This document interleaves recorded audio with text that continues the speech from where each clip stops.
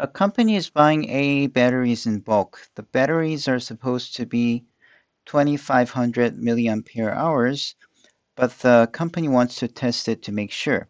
It tested 20 batteries and obtained the following milliampere hours data. So you have this 20 amount of data. Uh, you could calculate the mean value and the standard deviation using your calculator by putting all this in list 1 and going for the one variable statistics.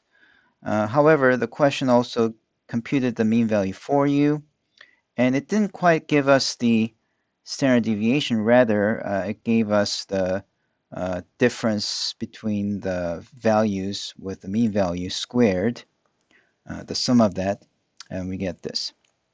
And this question is asking you to find the confidence interval of the mean milliampere hours of the batteries with 95% confidence level. And the second question is, how many samples does the company need to test if it wants to find out the mean milliampere hours to plus or minus 10 milliampere hour accuracy with 95% confidence level? Now, for this question, you should get the mean value and the standard deviation, which we can calculate using these. So the sample size is 20. The mean value is given here, 2505.35. And the formula for the standard deviation is, because this is a sample standard deviation, you have to divide by n minus 1. So you take the difference squared and divide it by 19 and take the square root, which I use the calculator to get 108.86. And please try to put these numbers into list 1 and using your calculator one variable statistics. Indeed, you get this as the mean value and this as the sample standard deviation. All right, with this at hand, let's try to find the confidence interval. Now, to get the confidence interval, you need the critical value first. And another important thing that you have to know for this question is, since the sample size is 20 and that's less than 30, we must use the t-distribution. Now, remember, t-distribution requires degrees of freedom. So first, figure out the alpha, the significance level, as 1 minus confidence level. Our confidence level is 0.95, so if you subtract from 1, you get 0.05. And the degrees of freedom for the t-distribution is always n minus 1, so we get 20 minus 1 equals to 19. Now, the critical value t alpha over 2 is computed by using the inverse t of 1 minus alpha over 2.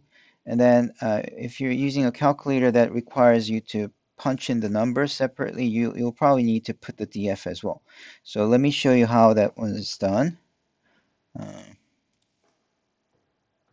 me use this calculator and then clear. Right. So first you do second vars and go to inverse t. And then you put in 1 minus 0.05 divided by 2. That's what you put in.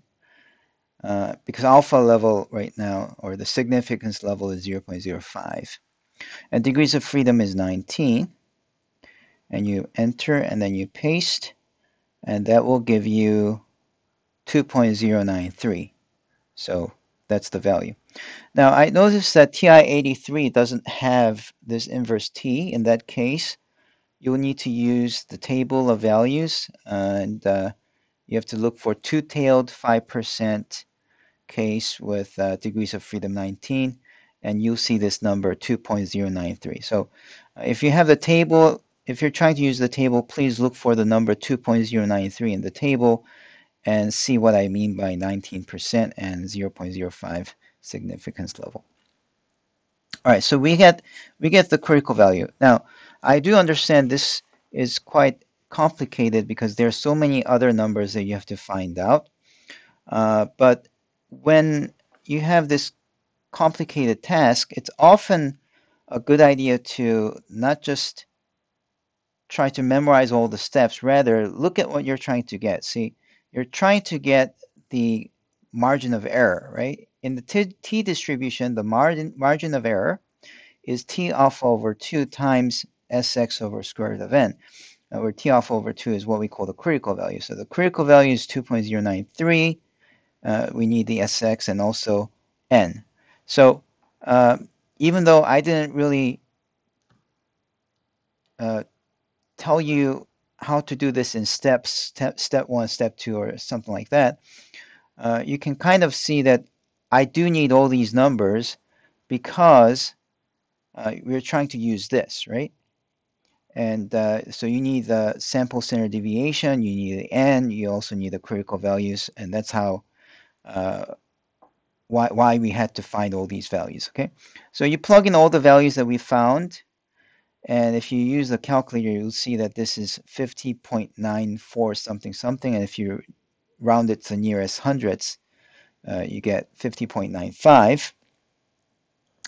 And since the question is asking for the confidence interval, we use this formula. Confidence interval is the sample mean plus or minus the margin of error that we found. So subtracting and adding 50.95 from the sample mean gives you that the confidence interval is between 2454.4 to 2556.3. So you do see that the company wants 2500 milliampere hours, and that's somewhere in here. So you can kind of see that the company likes this data because it does give you the the the 2500 inside this interval.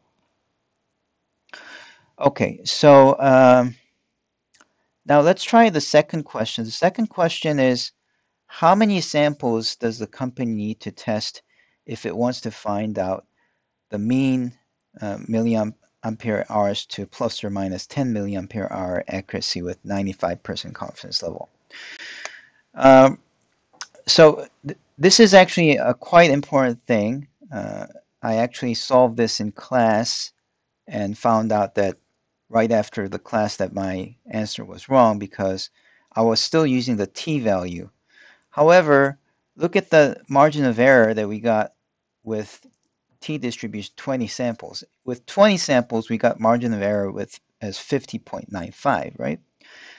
And that's pretty big. And if you want to reduce this to 10, because you have a square root, you need at least 16 times. Let's see, 10 times 5 is 50, right? So 5 squared is 25. So you need at least 25 times the sample size, and that's like somewhere in the ballpark of 500. Now that's way, way bigger than 30, right?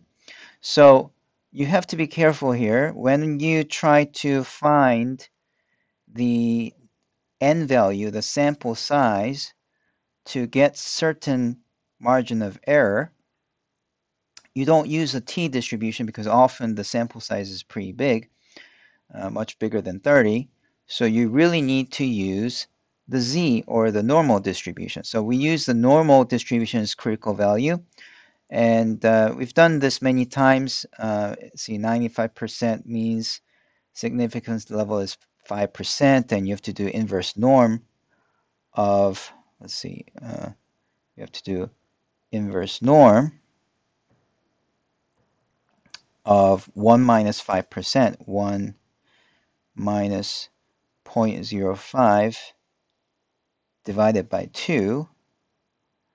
And then if you paste, you get 1.9599, which is 1.96 if you round to the nearest hundreds. So that's the value I'm going to use as a critical value. So I still plug in the SX 108.86, and 10 is equal to this, and we're looking for the value n. So what you need to do is you have to solve this equation for n. And the way I'm going to do it is first divide it by 1.96 and also divide by 108.86, which gives you this equation. And because I need square root of n to be on top, we're going to flip both sides. So if you flip the left side, this is what you get. The right side is square root of n. That means you just have to take this value and take the square of it. So let's see what it gives us. 1.96 times 108.86 divided by 10. And this value is 21.336. So let's just say 21.37.